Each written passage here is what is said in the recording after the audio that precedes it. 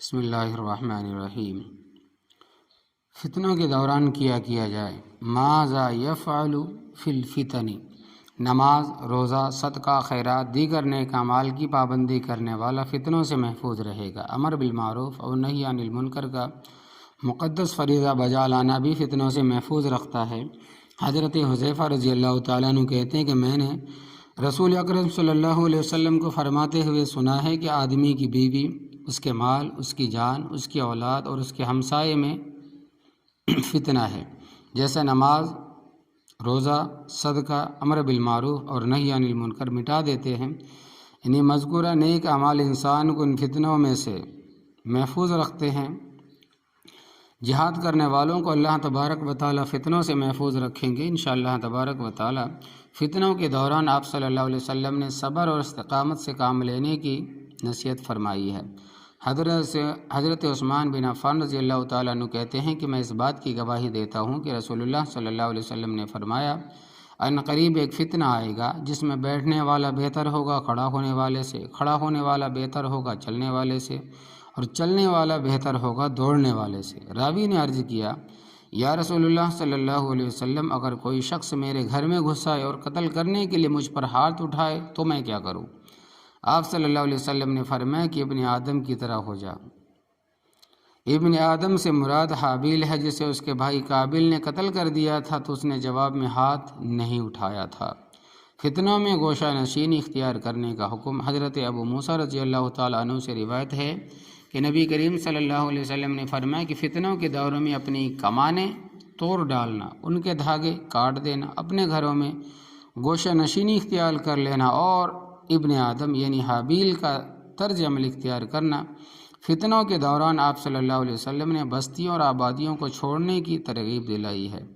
حضرت ابو بکرہ رضی اللہ تعالیٰ عنہ کہتے ہیں کہ رسول اللہ صلی اللہ علیہ وسلم نے فرمایا کہ عنقریب بہت سے فتنے ظاہر ہوں گے۔ فتنوں کے دوران بیٹھنے والا چلنے والے سے بہتر ہوگا، چلنے والا فتنوں میں حصہ لینے والے سے بہتر ہوگا۔ خبردار، جب یہ فتنے ظاہر ہوں تو جس کے پاس اونٹ ہو وہ اونٹوں کے باڑے میں اونٹوں کے پاس چلا جائے، جس کے پاس بکریاں ہو وہ بکریوں کے باڑے میں بکریوں کے پاس چلا جائے، جس کے پاس کھیتی باڑی کی زمین ہو وہ اپنی زمین پر چلا جائے۔ ایک آدمی نے عرض کیا، یا رسول اللہ صلی اللہ علیہ وسلم، اگر کسی کے پاس اونٹ، بکریاں اور زمین نہ ہو تو کیا کرے؟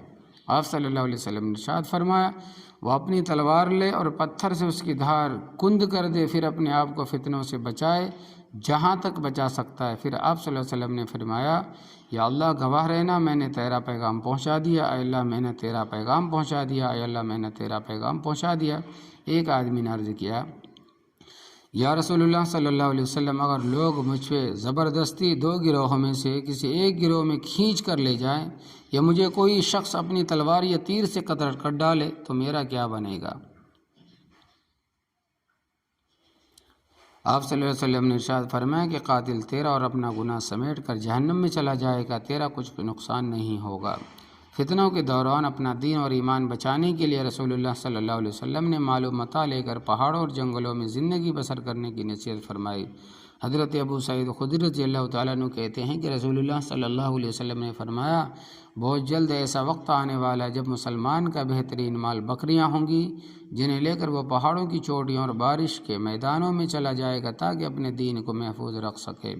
حضرت حذیفہ ابن یمان رضی اللہ تعالیٰ عنہ کہتے ہیں کہ رسول اللہ صلی اللہ علیہ وسلم نے فرمایا کہ کچھ ایسے فتنے ہوں گے کہ ان کے دروازوں پر آگ کی طرف بلانے والے کھڑے ہوں گے، اس وقت ان کی پکار پر لبیک کہنے کے بجائے تیرے لیے بہتر یہ ہے کہ تو درخت کی چھال چبا کر تنہائی میں جان دے دے۔